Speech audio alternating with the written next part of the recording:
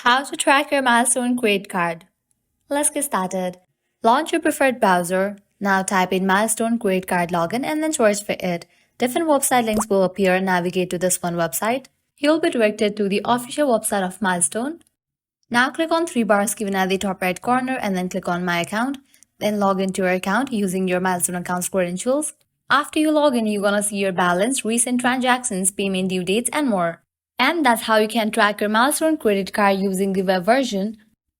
Next, if you prefer mobile convenience, download the Milestone credit card app from the Google Play Store or App Store. Use your online account details to log in and enjoy features like transaction tracking, bill payments, and account alerts right from your phone.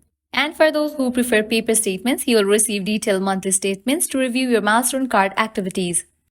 So this way you can easily track your Milestone credit card. If you have any questions or need assistance, don't hesitate to contact customer service of Milestone. Well, that's a wrap for this video. At the end, if you guys find this video helpful, don't forget to like, share, and subscribe to our channel. Thanks for watching.